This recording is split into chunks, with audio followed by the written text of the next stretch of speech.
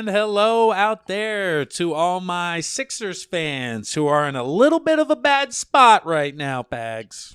Ass whooping. Not feeling good. This is the Game 1 recap, and unlike the first round where we came to you guys at halftime and then post-game, we're going to get back to that action later tonight here on Monday night for Game 2, but a Saturday night game when a couple of 30-year-olds have plans. Unfortunately, we couldn't come to you guys live, but that's probably a good thing given the circumstances in Game 1. Yeah, I might have come and just lost my mind on the thing. So maybe it would have been good podcasting, but I think I wouldn't have been able to put together a good thought. I would have had quite a bit of editing to do is what you're telling me. I was so pissed off after this game because it wasn't like the Nets where Nets made a ridiculous amount of shots. It was, this team is just better than the Sixers. Right. So, okay, Bags, my scenario was I'm downtown Pittsburgh.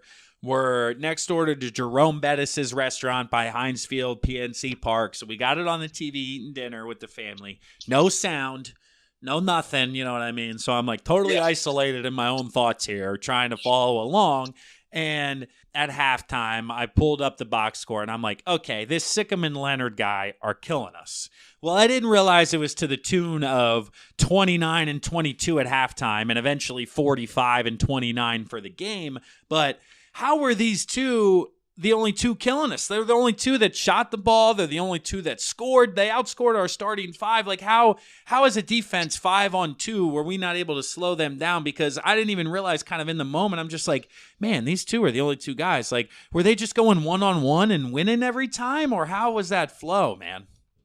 Kawhi was just getting it. Kawhi was getting his. If it was contested or wide open, he was making it. It really didn't matter what. He was just in this fucking zone, and it was unbelievable to watch. So I'm like, good God, this guy is so good at basketball. And Siakam was just opportunistic. He was hitting all his shots, 12 for 15 for the entire game, 3 for 4. He wasn't missing anything. Granted, it felt like Tobias was a little overmatched with him. So I think a little switch-up will have to be Butler on Siakam and Leonard on Simmons. Because Simmons seemed to play Leonard pretty well in this game. Granted, Leonard had 45 points.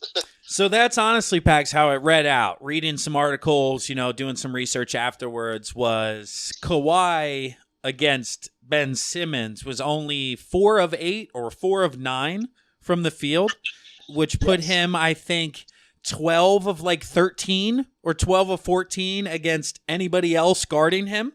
So Simmons didn't exactly shut him down, like you said, but he was the only guy to have any sort of resemblance of success. They said he even airballed a shot the one time Simmons was guarding him. So clearly his length was affecting him more so than anybody else. Yes, I mean, you could not say anyone slowed him down during that game. Let's stay with the Raptors on offense and the Sixers on defense. Because if we have Simmons on Kawhi, and as I mentioned in the Game 1 pod, Siakam clearly has had success against Harris during his time with the Clippers. He's super aggressive.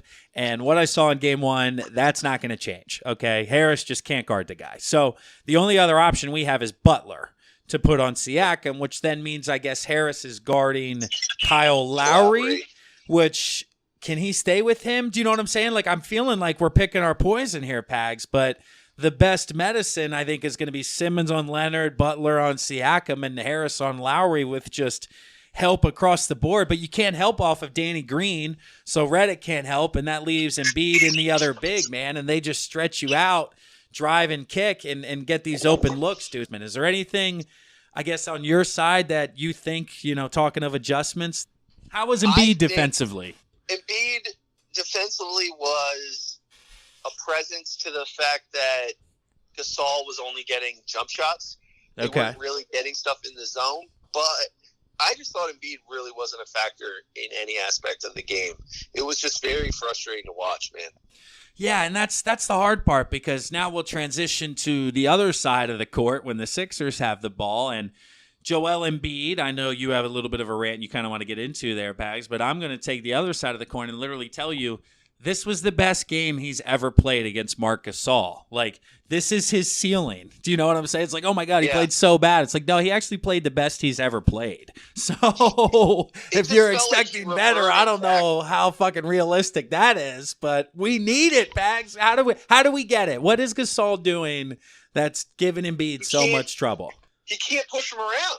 You think he just can't bully him? Gasol holds his ground. When Embiid gets into his moment where he's like shouldering him, trying to get closer to the basket, he's settling for these little jump shots, and Gasol's good enough to at least alter the shot. You see Embiid out of control, falling. I mean, the one time he made the move and he just fell to the ground, and the rest just looking at him like, bro, you didn't get fouled. You just fucking fell. It felt like the Celtics series last year where they kind of got him all out of sorts, and he pressed and he shot threes and he fucking tried to do stuff that he can't necessarily do, and then he throws the ball away.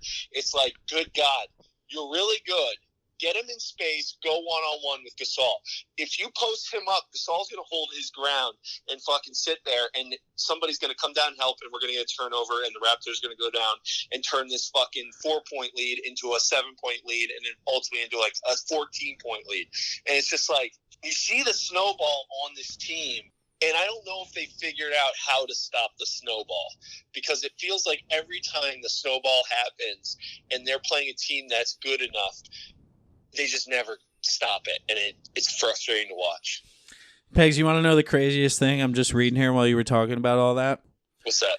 Joel Embiid was the only starter / contributor not in the bullshit minutes in the fourth quarter he was +4 in the plus-minus. Tobias Harris was -23, Butler -23, Ennis -18, Boban -17. So, hey, as bad as Embiid was, when he was on the floor, the Sixers were +4 in those 30 minutes. I don't know how the fuck that happens. How the hell does that add up when everybody else is -20s? Like, who was he playing with?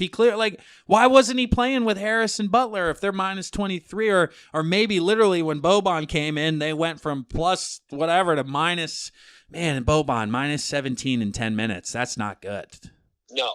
And you had Korkmaz out there. God, I don't want to see Fork on Korkmaz. That wasn't poop minutes, dude. He was in the first half. Yes, I literally remember going, oh my God, Forkon. And Bridge goes, that's not a word. And I said, I know, that's the guy's name. And I don't ever want to watch him play basketball in my life. He can only make threes, and he's fucking missing them. Jonathan Simmons didn't play. You got to give me Zaire Smith, or at the very least, give me TJ McConnell over Korkmaz. If you don't trust it, let McConnell go piss somebody off out there at least. Well, is Mike Scott playing game 2? He is not. Mike Scott is out for game 2. So it's going to be the same rotation. And you got to go McConnell behind Ennis. And Bolden, oh my God, dude, it's bad. The starters are going to have to play 40+ and contribute. It's going to be, we're going to win one in Philly, but this is... I hope I'm wrong. But. That's what I'm saying. Overreaction Monday, Pags. I told you, after game 1, either way, don't go up or down. And here you are. Well, how about fucking, we'll get into it in the NBA thing, but I'm just glad I'm not a Bucks fan. Oh, my God. How about that? And as well as the Warriors, Rockets. The NBA is going to get good here. But as of now, your Sixers are down 0-1.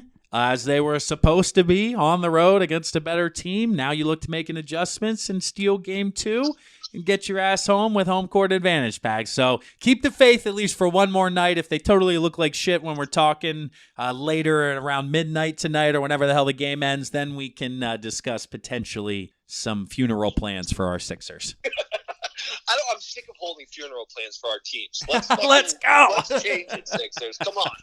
Hey, we'll see you guys in a couple of hours. That's it. That's absolutely right. We'll talk to you guys tomorrow with the Game 2 recap. Go Sixers. Peace. 1, 2, 3, 4, 5, Sixers. 10, 9, 8, 76ers. 1, 2, 3, 4, 5, Sixers. 10, 9, 8, 76ers.